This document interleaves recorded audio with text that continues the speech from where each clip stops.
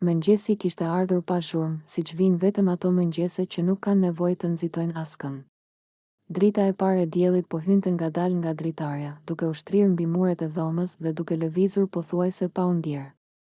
Ora nuk kishte rënë ende, por ajri e kishte atë ndjesinë e fillimit të një dite të re. Limi ishte zgjuar pak më herët. Nuk ishte zgjuar nga ndonjë alarm apo zhurmë, por thjesht nga ajo ndjesi e brendshme që ndonjëherë të hap syt pa arsye të dukshme. Qëndroi për disa çaste i shtrirë, duke dëgjuar heshtjen përreth, pastaj u kthye ngadalë nga ana e hygertës. Ajo ishte zgjuar gjithashtu, por nuk lëvizte. Syt i kishte hapur. Të qetë, sikur po mendonte për diçka që nuk kishte nevojë të ndahej me fjalë. Frymëmarrja e saj ishte e rregullt, e butë. Limi u ul pranë saj me kujdes, sikur të kishte frikë se mos e prishte atë qetësi të brisht. Për disa minuta nuk ndodhi asgjë. Vetëm prania e tyre, pranë njëri tjetrit. Pastaj, pa folur, Limi e ngriti dorën dhe e vendosi lehtë mbi shpinën e saj.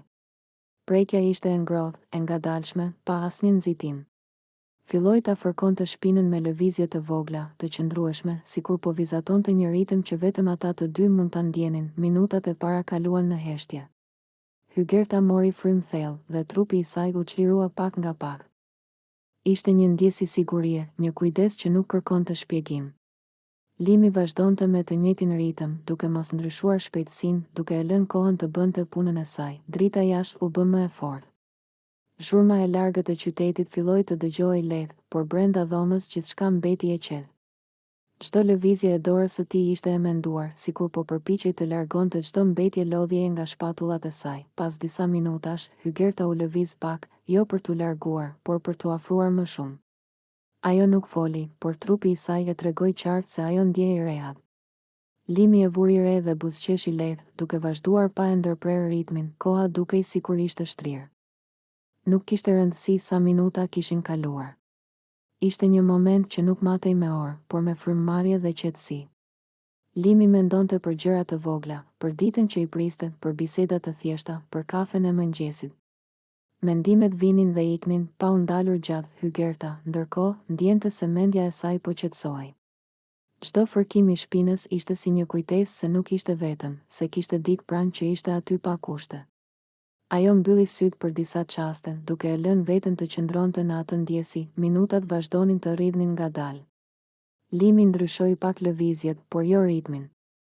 Ishte një ndryshim i vogël, pothuajse i padukshëm, që e mbante momentin gjallë pa e prishur qetësinë. Ai ndjeu se sa e rëndësishme ishte kjo afërsi e thjeshtë. Pas rreth gjysmë ore, gjithçka kishte marrë një qetësi tjetër. Jo atë qetësinë e fillimit, por një qetësi më të thellë, më të ngrohtë. Limi e uli dorën ngadalë, jo sepse donte të ndalonte, por sepse momenti kishte arritur natyrshëm fundin e vet. Hygerta u kthye pak nga ai dhe i hodhi një vështrim të butë. Nuk kishte nevojë për shumë fjalë. Një buzëqeshje e lehtë, një frymëmarrje e qetë ishin të mjaftueshme.